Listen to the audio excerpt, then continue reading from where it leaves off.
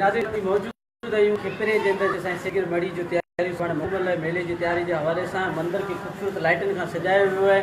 रंग बिरंगी लाइटूं लॻायूं जंहिंमें भगत राजू ऐं सदाशिव सेवा मंडली मंदिर खे ख़ूबसूरत लाइटुनि खां सजायो आहे। किथे श्रंगार कयो आहे ऐं सुभाणे मेले जी तयारी जे लाइ ॾाढी साहब जी सेठ साहब उहा बिल्कुलु तयारु आहे। लाइन ते हींअर असां सां मौजूदु आहे साईं हरेशपुरी सां पुछंदासीं सुभाणे मेले में घणे बजे तयारी थी, वाज साहब घणे थींदो ऐं ॾाॾे जी महिमा जे लाइ कहिड़ो भगत हिते मुक़ररु कयो जेको सत्संग लाइव ॿुधाईंदो। बोलो ॾाॾे सैदगिर साहिब की। ॾाॾे सैदगिर जो सालियानो मेलो अची वियो आहे, जो मुकम तयारियूं थी वियूं आहिनि।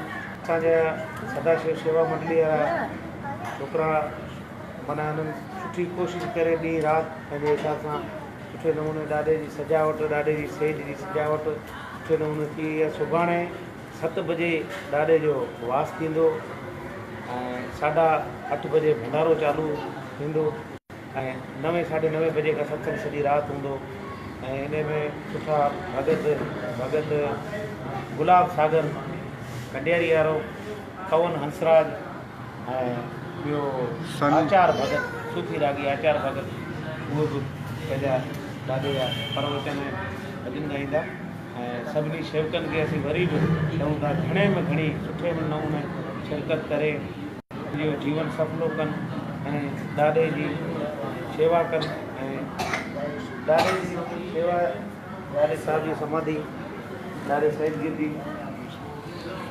असांजे शेवाधारी राजू भगत, प्रदीप कुमार ऐं जेके बि मंडली जा छोकिरा सुठे नमूने कमु कनि पिया। अॼु बि असांजो कमु हलंदो, असांजा शेवक बि अचणु शुरू थी विया आहिनि। भगवान दास सिंजोरे खां असांजा शेवक आया आहिनि ॾाढे मेले में शिरकत लाइ। प्रदीप कुमार मिठी मां परे परे खां असांजा शेवक ऐं प्रेमी सुभाणे अचणु शुरू थी वेंदा ऐं शाम जो 5 बजे ॾाॾे खे सनानु करायो वेंदो गंगा जल सां ऐं ॾाॾे जी आरती संझा महिल आरती हूंदी। सुबुह जो ॾाॾे जो सवेरो वास कंदासीं। ॾाढो असांजी दुआ आहे सभिनी लाइ, ॾाढो सभिनी जी मनोकामना पूरी करे। बोलो ॾाॾे सैदगिर साहिब की जय।